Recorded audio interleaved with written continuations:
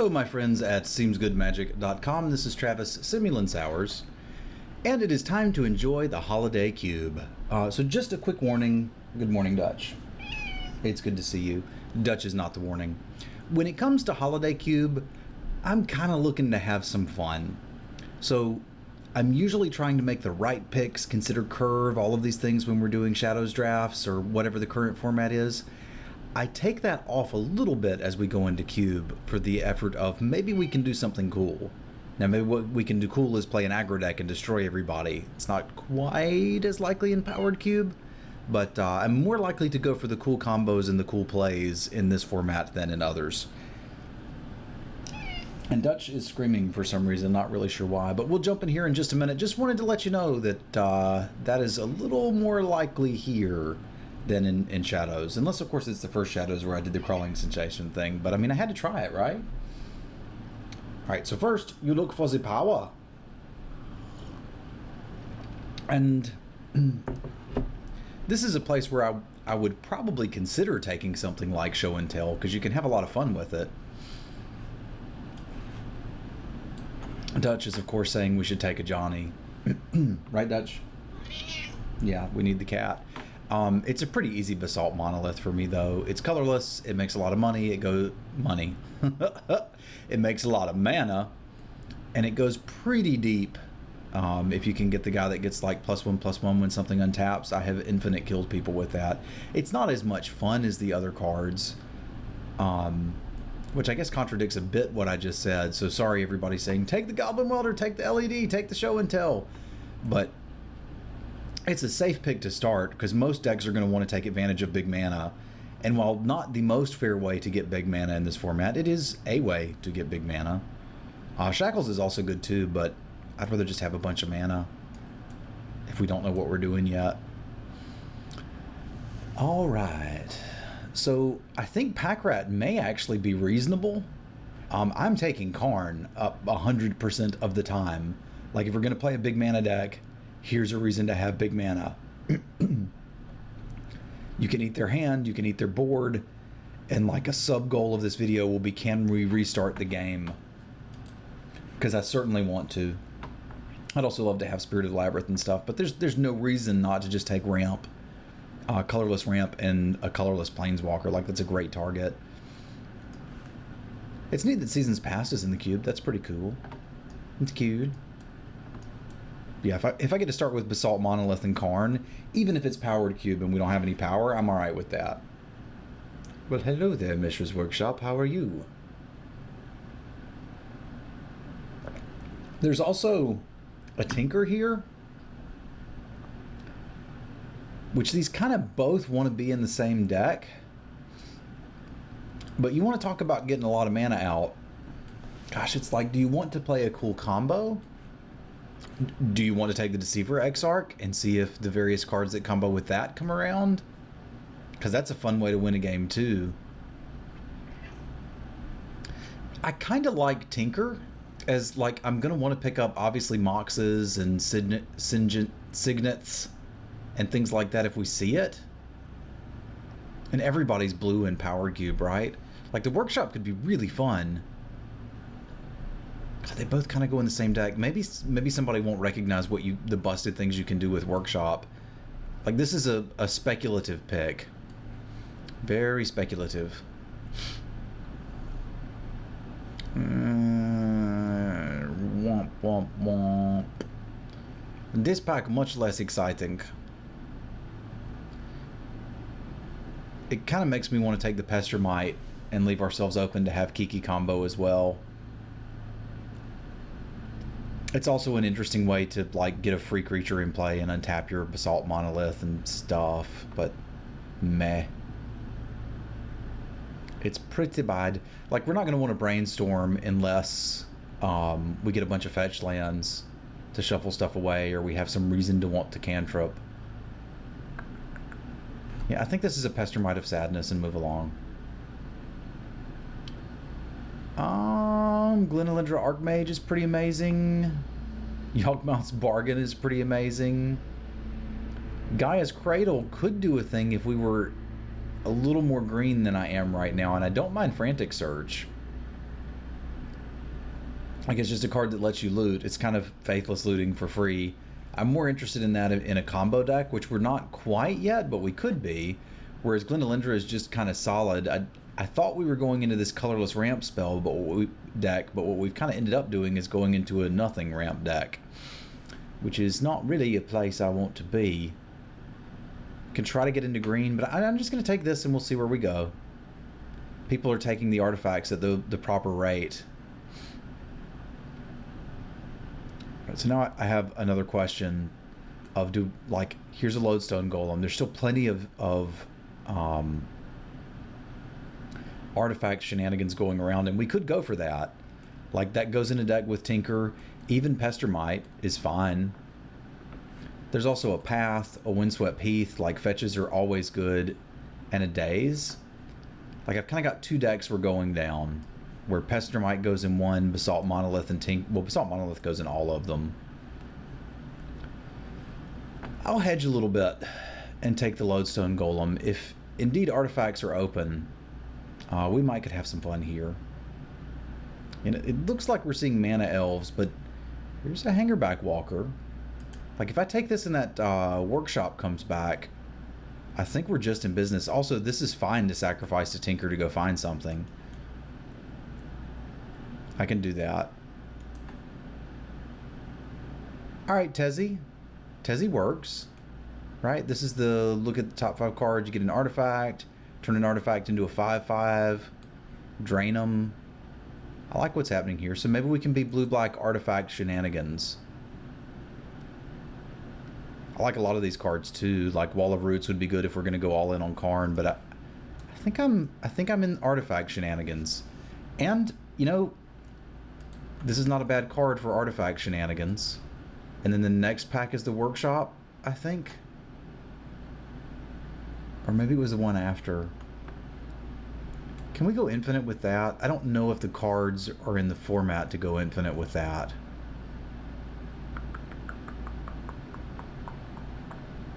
I don't think they are. But if they are, we'll have it. Alright, we did not wheel Home Slice. That's okay. I'm going to take the Elvish Mystic here. It's the best card, and it leaves us open to going into a ramp deck. I think we're pretty heavily blue-black artifact shenanigans now, but there's a possibility we do something with that in Karn. And if we end up doing that, maybe we want a Quagmire, sure.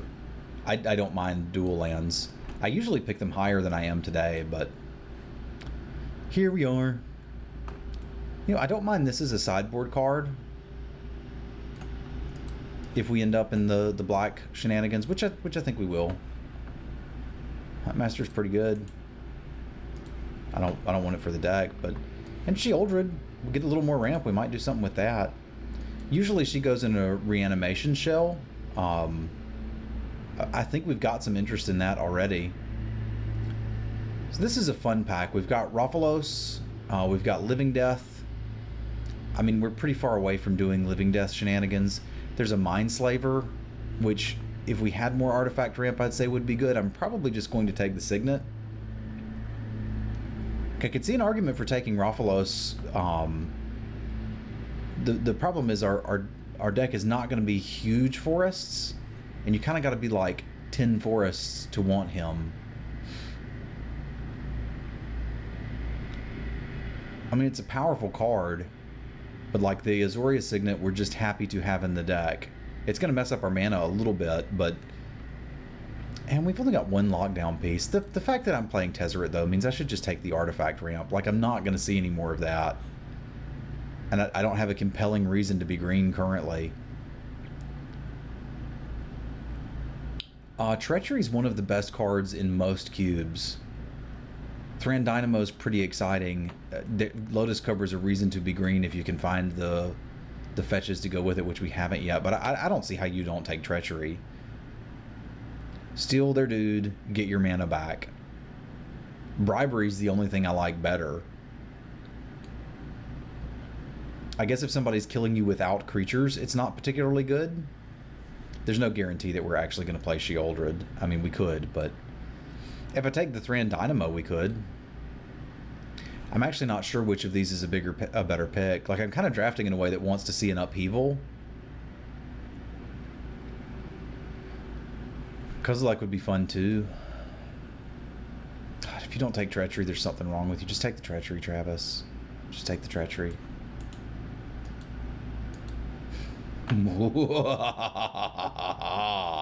Yes. I'll do some shenanigans with the metal worker. I've got to get a little more serious about drafting artifacts now, but I'm game. This is a broken card. This is a card we can do something with, and we can say, okay, we're doing this. We're doing this. We can get busted things now. I'm not exactly sure what, but we'll find it. Forge Master probably wants to be in that too, although Muldrifter is just stupid. I can probably wheel a Duplican.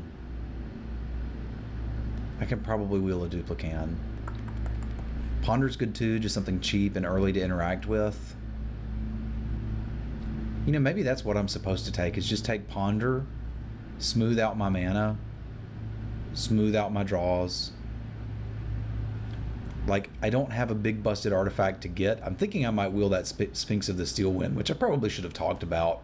I'm not going to first pick that, but if it comes back around, it's a great Tinker target, and it's also an interesting Forge Master target. But I'm going to take Ponder here and see if something wheels.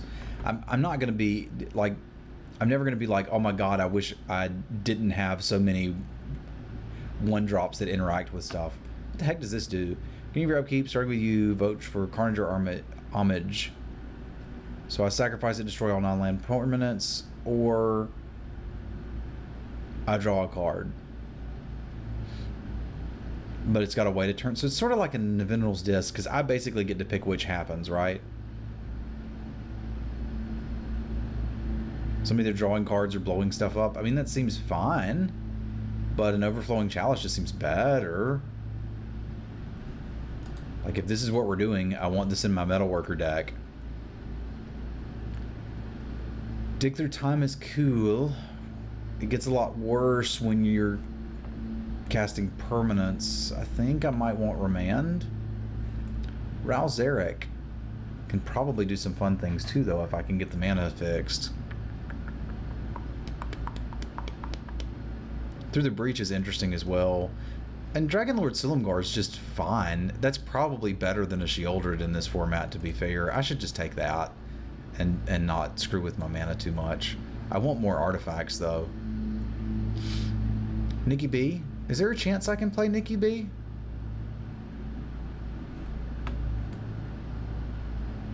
Like, I can get a lot of colorless mana. I need something to do with a lot of colorless mana. Karn, Hangerback, and to an extent, Sheoldred do that. I should probably just be a big boy and take the Murderous Cut.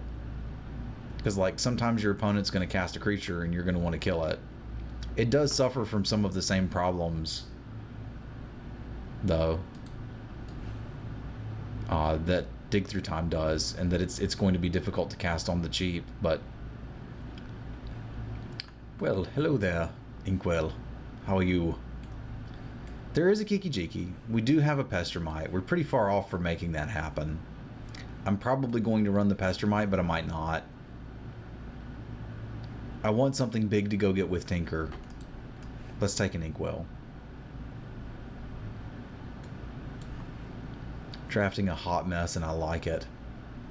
There's the Sphinx. So my option is take the Sphinx or take the Mindslaver. We can't quite Mindslaver lock somebody. Meh. Mindslaver's a little cooler. I don't mind having 2 giant things. Now, Kozilek has a challenge in that he's not an artifact creature.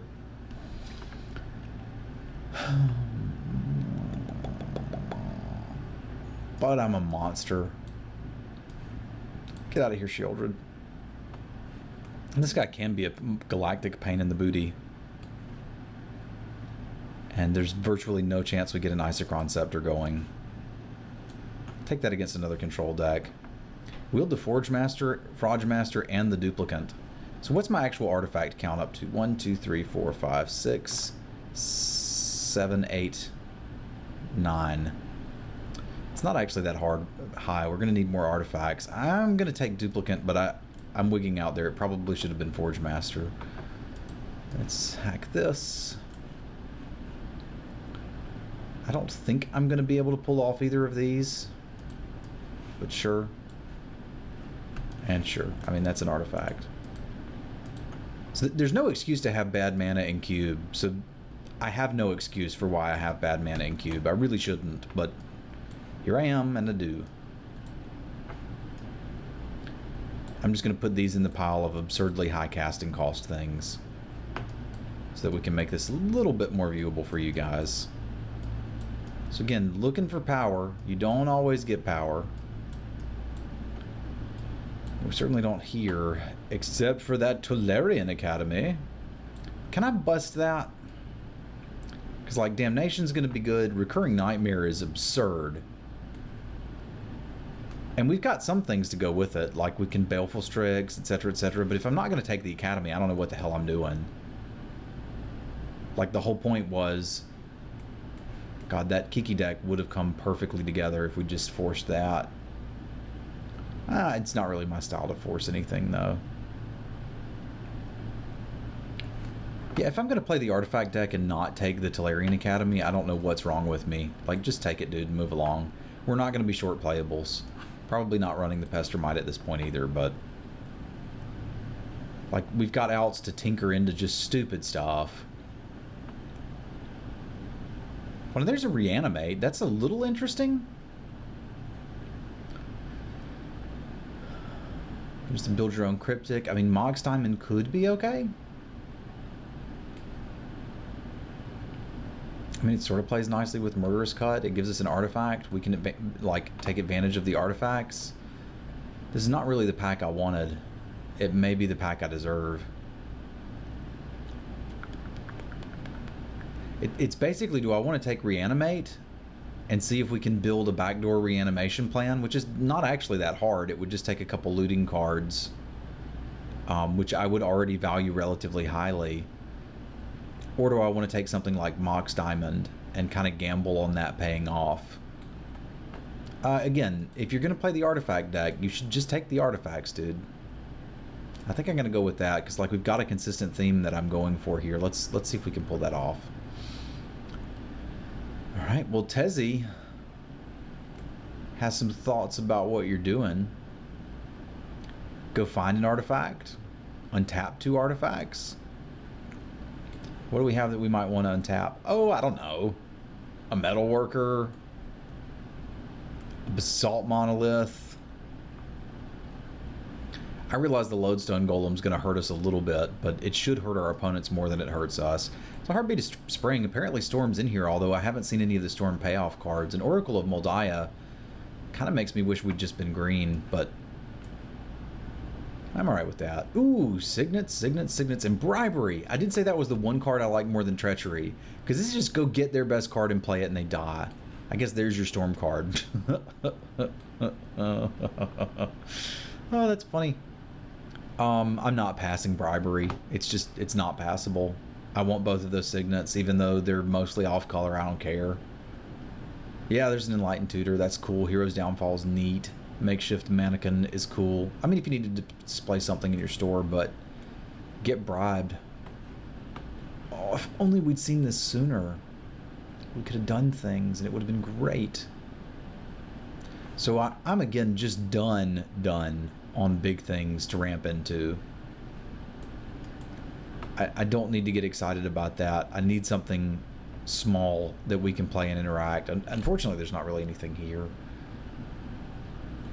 Like, this only gets me instants. No, it gets me sorceries. I guess that's another copy of Tinker. It's so bad. So bad. But if that's what I'm doing, maybe I want it. We'll see if I want that. I like Frost Titan, and it's probably better than some of this stuff, but... Oh, I want all these cards. I want Academy Ruins, because that will let us do fun things. Tinker for Sundering Titan is probably the best thing you can ever do. It is such a good feeling. And Careful Study just lets us dig through this deck like nobody's business. But as I've mentioned, I've got enough of this stuff. I don't have enough of this stuff. I probably have to take Careful Study. I don't want to take Careful Study, especially since I passed on the Reanimate. Oh, it's so bad. Maybe we see the Reanimate coming back. Shriek Maul is probably safer than any of this. Just for interactivity, but I'm a monster. Good God. I don't know what's happening in this deck. I'm going to take the Sphinx. I've ended up with a deck full of Hydrops that we're never going to be able to cast. Although we do have Necromancy now to go with our Careful Study. This is going to be an interesting build. I'll just say that, and we'll leave it at that.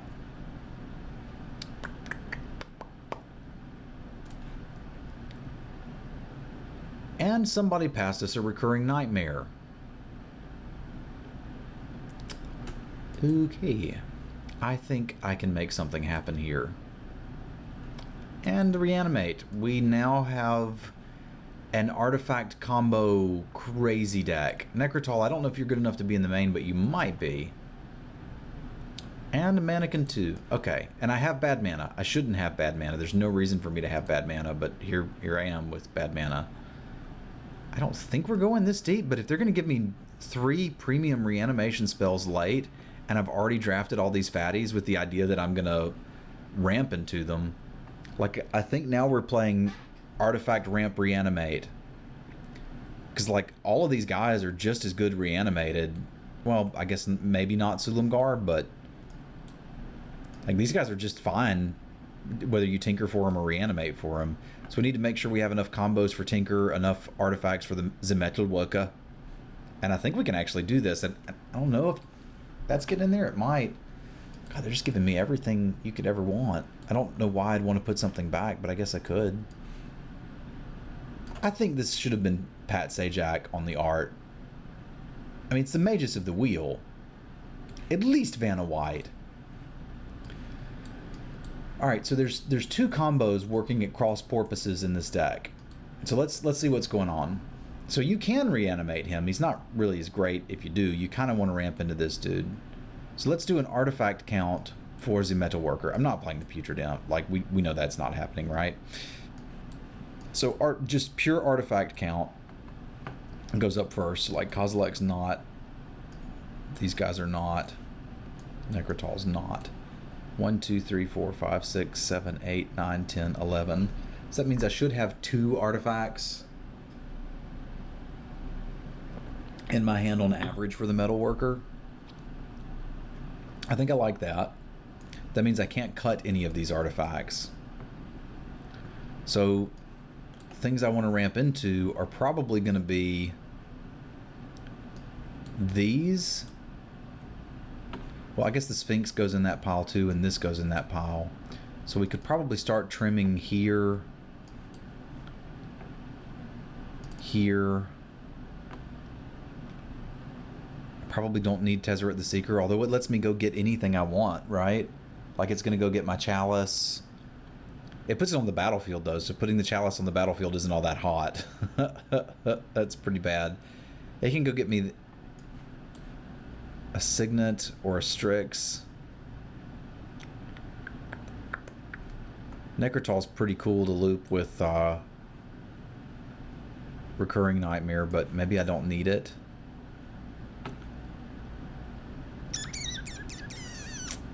Slumgar's so much fun to take their dudes and kill them with it, but it may have to go for, like, and just keep the Sphinx.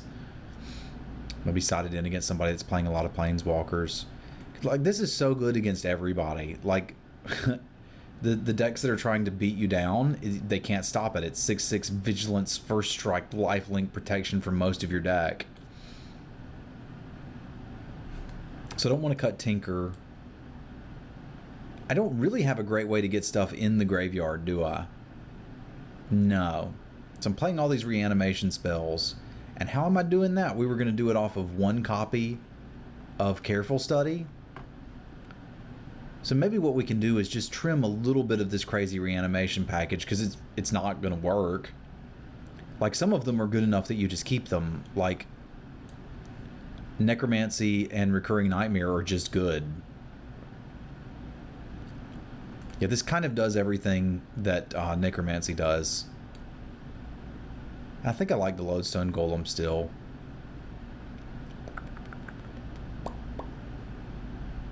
That's also still enough artifacts that are pretty low on the casting cost scale for me to get the academy in and be pretty happy about it.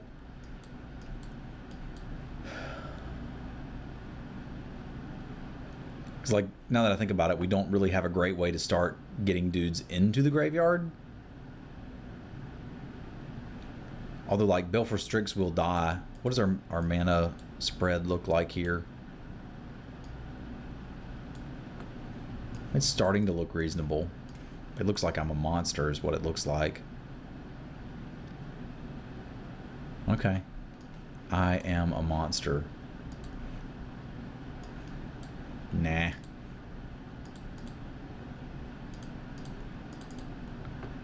$9.7. We've got the Signet to give us a little bit more on the blue side of things, and the Mox Diamond can get us any color. And I really just want to Mox Diamond tinker out a Sphinx or an Inkwell Leviathan and kill them with it. Backup plans are steal whatever they've got, or use Tezzeret to either seek or agent us up some fun stuff. I think we've got a lot of potential with this deck. I wish I had that workshop. But this is kind of what I was talking about in Cube. If your mana curve doesn't go from 1 to 9, you're kind of just doing it wrong. Thanks for tuning in, folks. I will see you for round 1 in just a moment.